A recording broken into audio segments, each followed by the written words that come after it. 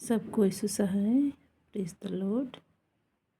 आज का ये जो बाइबल वचन है ये स्रोत ग्रंथ से है 57 अध्याय। इसमें जितने भी लोग विशेष रूप से किसी प्रकार की दुख तकलीफ़ों में हैं उनके लिए सुबह की प्रार्थना है। ये प्रार्थना उस समय के लिए दाऊद ने अपने लिए परमेश्वर से पिता से मांगा जब उसके पीछे साउल पड़ा हुआ था उसको मारने के लिए।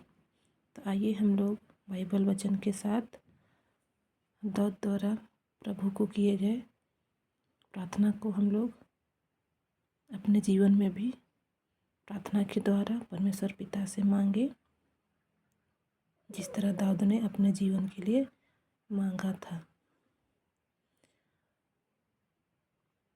मुझ पर दया कर ईश्वर, मुझ पर दया कर।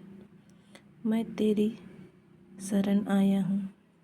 जब तक संकट न टले मैं तेरे पंखों की छाया में रहूँगा।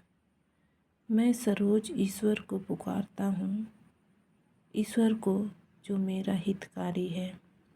वह स्वर्ग से मेरी सहायता और मेरी रक्षा करे।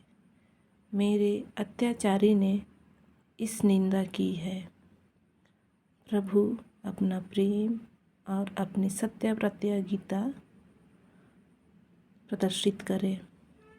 मैं सिंहों के बीच पड़ा हुआ हूँ, आग उगलने वाले प्राणियों के बीच रहता हूँ।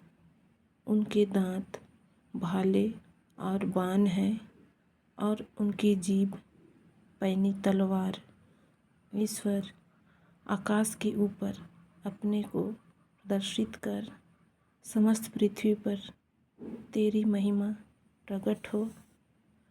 मनुष्यों ने मेरे पैरों के नीचे जाल बिछाया और मुझे नीचा दिखाया है। उन्होंने मेरे लिए चोर गड्ढा खोदा है, किंतु उसमें वे स्वयं गिर गए हैं। ईश्वर, मेरा हृदय प्रस्तुत है मेरा हृदय। मैं गाते बजाते हुए भजन सुनाऊंगा। मेरी आत्मा जाग, सारंगी और वीणा जागो। मैं प्रभात को जगाऊंगा। प्रभु, मैं राष्ट्रों के बीच तुझे धन्य कहूँगा। मैं देश विदेश में तेरा स्तुति गान करूँगा, क्योंकि आकाश के सदृश ऊंची है तेरी सत्य प्रतिज्ञा। तारामंडल के सदृश ऊंचा है तेरा सत्य। ईश्वर, आकाश के ऊपर अपने को प्रदर्शित कर, समस्त पृथ्वी पर तेरी महिमा प्रकट हो। आमीन। दाऊद की इसी वचन के अनुसार